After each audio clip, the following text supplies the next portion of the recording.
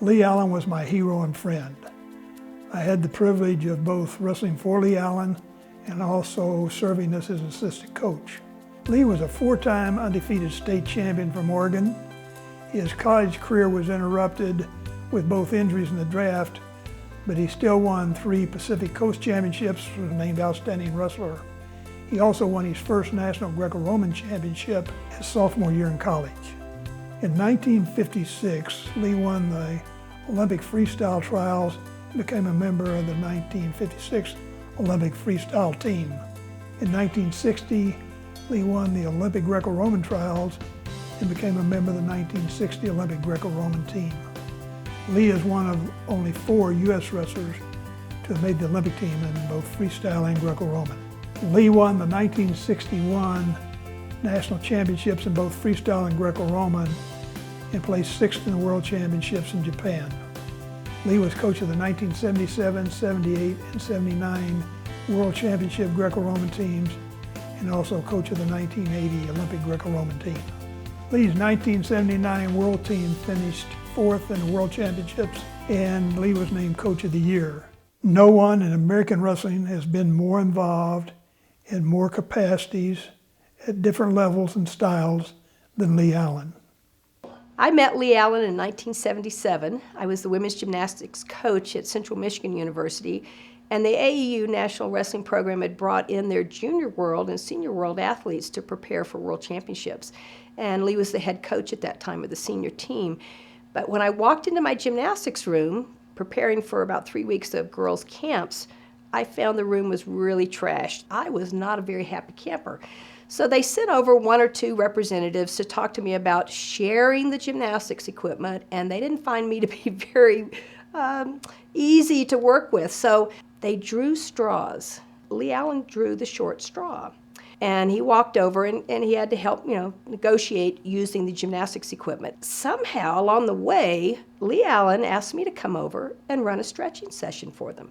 So from that, the story goes on, and a year later, I moved out to California and we got married a year later.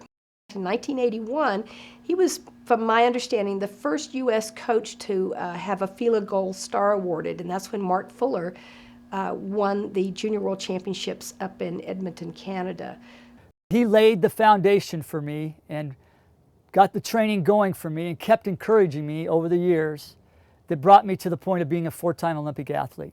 He's such a quiet, kind man, but has the ability to bring out intensity in individuals. I lived with Lee Allen and Joan, his wife, Pavel Katzen and I did, and I got to see him as a coach, but also as a person. And that ability of optimism and true kindness and the ability to encourage and help people dream, because he did that for Pavel Katzen, he did that for me, he did it for both of us. Lee started out coaching in Klamath Falls, and he coached high school.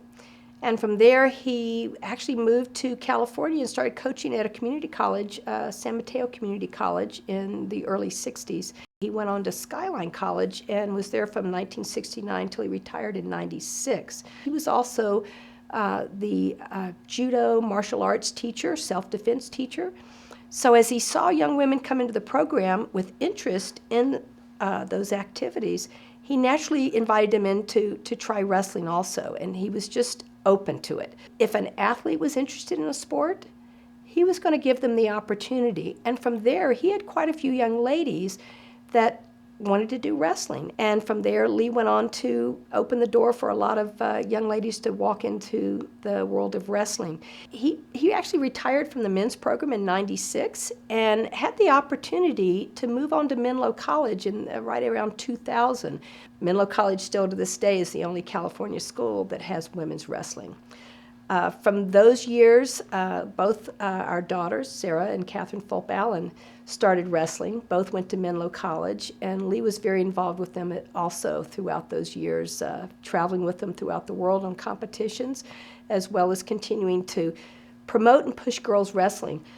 So my dad, he was that soft-spoken, calm person, like I said, that just really knew how to teach you to love wrestling. And that was what was so different from him from other coaches. He didn't try to push his own envelope.